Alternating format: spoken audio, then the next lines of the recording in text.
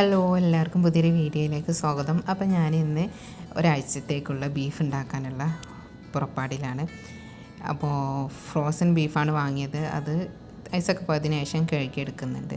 അപ്പോൾ അതിലേക്ക് വേണ്ടിയിട്ട് ഇഞ്ചി, പച്ചമുളക്, വെളുത്തുള്ളി എന്നിവ ഒന്ന് പൊടിച്ചെടുക്കുകയാണ്. വേപ്പിലയും ഇതിൻ്റെ കൂടെ ഇടുകയാണെങ്കിൽ ഇടാം കേട്ടോ. അപ്പോൾ ഞാൻ വെളുത്തുള്ളി പേസ്റ്റാക്കി ഫ്രോസൺ ചെയ്തതാണ്. അപ്പോൾ ആ ഒരു പീസും കൂടെ ഇതിലിട്ട് കൊടുത്തിട്ടൊന്ന് പൊടിച്ചെടുക്കുന്നുണ്ട്. അപ്പോൾ ഇതിവിടെ ഇരിക്കട്ടെ. ഇനി നമുക്ക് കഴുകിയെടുത്ത ബീഫിനെ വേവിക്കാനുള്ള കുക്കറിലേക്ക് ഇട്ട് കൊടുക്കാം.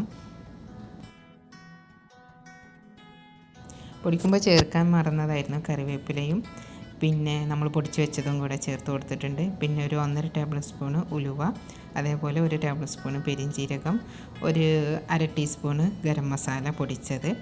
ഇനി സ്പൈസസ് അങ്ങനെ ഇട്ട് കൊടുക്കണം കേട്ടോ. ഒരു 4-5 കഷ്ണം പട്ടയും കുറച്ച് ഏലക്കായും പിന്നെ പൂവും ചേർത്ത് കൊടുക്കുന്നുണ്ട്. ഇനി പൊടികളായിട്ട് മഞ്ഞൾ ഒരു ടേബിൾ സ്പൂണോളം ചേർത്ത് കൊടുത്തു. പിന്നെ മല്ലിപ്പൊടിയാണ് ചേർത്ത് കൊടുക്കുന്നത്. 4 ടേബിൾ സ്പൂൺ മല്ലിപ്പൊടി ചേർത്തിട്ടുണ്ട്. മുളക് പൊടി ഞാൻ ചേർത്തിട്ടില്ല, വേണമെങ്കിൽ പിന്നെ ചേർക്കാമെന്ന് കരുതി. പിന്നെ കല്ലുപ്പും ചേർത്തിട്ട് നന്നായിട്ട് കൈ വെച്ചിട്ട് തിരുമ്മി കൊടുക്കുന്നുണ്ട് കേട്ടോ. ഇനി നിങ്ങളിത് തുറന്ന് വെച്ചാണ് വേവിക്കുന്നത് എന്നുണ്ടെങ്കിൽ ഈ ബീഫിൻ്റെ ഒപ്പം വെള്ളം വെച്ച് കൊടുക്കണം. ഇനി കുക്കർ അടച്ചിട്ട് ആണെന്നുണ്ടെങ്കിൽ കുറച്ച് വെച്ച് കൊടുത്താൽ മതി കേട്ടോ. അപ്പോൾ ഇത് എങ്ങനെയാണെന്ന് വെച്ചാൽ ഇഷ്ടംപോലെ വേവിച്ചെടുക്കാം. ഞാനിതിവിടെ കുക്കർ അടച്ചിട്ടാണ് വേവിച്ചെടുത്തത്. പിന്നെ നന്നായിട്ടൊന്ന് വറ്റിച്ചെടുത്തത്. ഈ കുക്കറിൻ്റെ വിസലിൽ ഒന്ന് ചെറുതായിട്ട് അനങ്ങാൻ തുടങ്ങിയാൽ പിന്നെ മീഡിയം ടു ലോ ഫ്ലെയിമിൽ വെച്ചിട്ട് ഒരു 40 മിനിറ്റോളം ഇരുന്നിട്ടാണ് വേവുന്നത്. അതാണ് ഇവിടുത്തെ ഒരു കുക്കറിൻ്റെ ഈ ഒരു ബീഫിൻ്റെ ഒരു വേവിൻ്റെയും ഒരു കണക്ക് കേട്ടോ. പിന്നെ മുളക് പൊടി ഞാൻ ഇടാഞ്ഞത്, പച്ചമുളക് നല്ല എരിവാണ് ഇപ്രാവശ്യം കിട്ടിയത്, അതുകൊണ്ടാണ് കേട്ടോ. അല്ലെങ്കിൽ ഞാനൊരു ടേബിൾ സ്പൂണോളം മുളക് പൊടി കൂടെ ചേർക്കും. പിന്നെ ഈ ഒരു വറുത്തിടുന്ന ഒരു റോസ്റ്റ് ചെയ്തെടുക്കുന്ന സമയത്ത് നിങ്ങൾക്ക് വേണമെങ്കിൽ കുറവാണെന്ന് തോന്നുകയാണെങ്കിൽ ഗരം മസാലയോ കുരുമുളക് പൊടിയോ കൂടുതൽ കറിവേപ്പിലയോ ഒക്കെ ചേർത്ത് കൊടുക്കാം. മല്ലിയില ഉണ്ടെങ്കിൽ അത് ചേർത്ത് കൊടുക്കാം. ഞാനിപ്പോൾ തൽക്കാലം എനിക്ക് കൂടുതൽ സ്പൈസസിൻ്റെ ഒന്നും ആവശ്യമില്ലാത്തതുകൊണ്ട് അതൊന്നും ചേർക്കുന്നില്ല.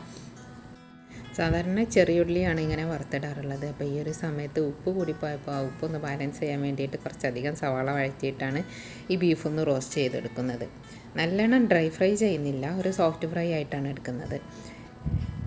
ഇങ്ങനെ ആക്കി കഴിഞ്ഞതിന് ശേഷം നമുക്കിതൊരു വലിയൊരു പ്ലേറ്റിലേക്ക് മാറ്റിയിട്ട് ചൂടാറിയതിന് ശേഷം നമുക്ക് സ്റ്റോർ ചെയ്യാനുള്ള പാത്രത്തിലേക്ക് മാറ്റാം. ഞാൻ ഈ ഒരു 1.5 കിലോ ബീഫിന് ഏകദേശം ഒരു 8 പാർട്ടോളം ആക്കിയിട്ടുണ്ടായിരുന്നു. അന്നേ ദിവസം കഴിച്ചു. ബാക്കിയുള്ളത് ഞാനൊരു 7 പാത്രത്തിലേക്ക് ആക്കിയിട്ട് മാറ്റിയിട്ടുണ്ട്. ഇത് അടച്ച് വെച്ചിട്ട് ഫ്രീസറിൽ സൂക്ഷിക്കാം. ഒരു 2-3 ദിവസത്തേക്കുള്ളത് താഴെ വെച്ചാൽ മതി. പിന്നെ ഫ്രീസറിൽ നിന്നുള്ളത് കുറച്ച് നേരത്തെ എടുത്ത് താഴെ വെച്ചാൽ തണുപ്പൊക്കെ പോകും. പിന്നെ നമുക്ക് ചൂടാക്കണം എന്നൊന്നും ഉണ്ടാവില്ല. അങ്ങനെ എടുത്ത് കഴിക്കാം. വേണമെങ്കിൽ ജസ്റ്റ് ചൂടാക്കുകയും ചെയ്യാം കേട്ടോ.